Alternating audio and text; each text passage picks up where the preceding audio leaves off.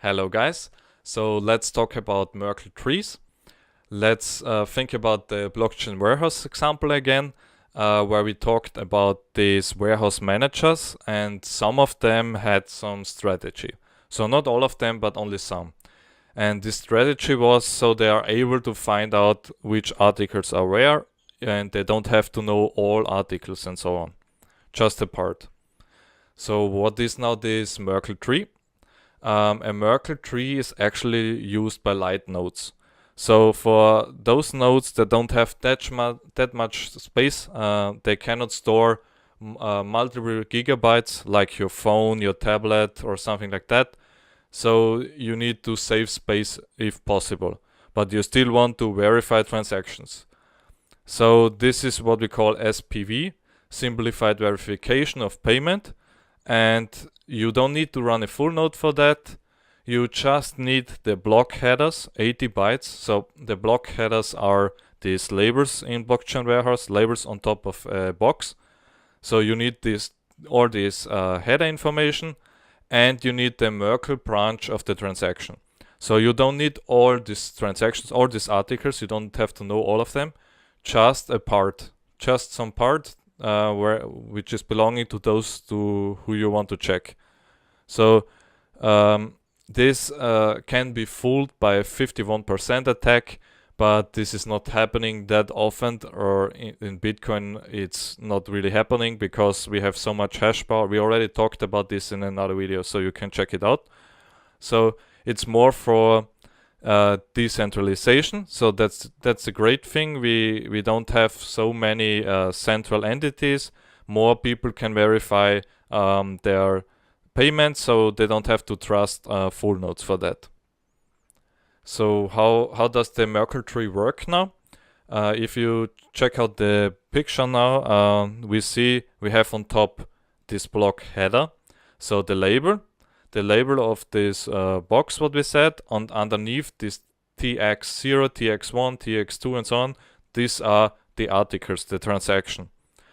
And these articles have a lot of space. So this is the thing that we want to get rid of. We don't want to store as many transactions as possible. We don't have the space. So we only have the block header and one part with what you see on the second picture, only one transaction. TX3, because this is the one that we want to check to verify that it was included in the block. So how is it working now? The block header had this previous hash from the block before, the nonce, what the miner is trying to find, what we talked about in the mining video. Then we have this root hash. The root hash is actually the Merkle root. And this is the thing that we want to get out of a Merkle tree.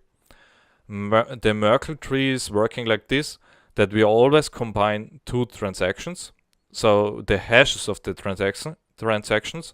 So first we generate hashes out of all transactions, seen here as hash 0 from transaction 0, hash 1 from transaction 1, and hashes we already talked about. Those are a fixed length generated some string, and those hashes then later on, two of them get combined again. So we combine them all the time, two together, until we only have one left.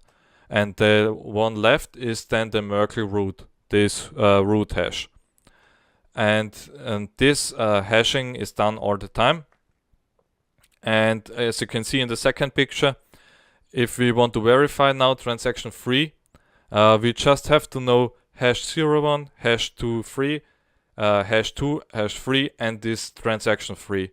We don't have to know this other complete part of this Merkle tree, so this branch we don't need anymore. So it's easier to verify. We don't have to store that much data here. But what's now if we have an odd number of transactions? So if we have 5 transactions, what are we going to do now? Because we cannot combine, for example, we combine 1 with transaction 1 with transaction 2, transaction 3 with transaction 4. But what is happening with transaction 5? And in this case, we try to balance that by taking the transaction 5 and hashing it again with transaction 5. So we just use it again. In this case, we are not doing double spending. We are not generating new transactions. We are just getting new hashes. So we are generating the same hash and using it then. So don't get confused by that. There are not new transactions generated. And this final tree is then called a balanced tree. Where is this Merkle tree stored? It's stored then, this Merkle root hash is stored inside the block header like we talked already about.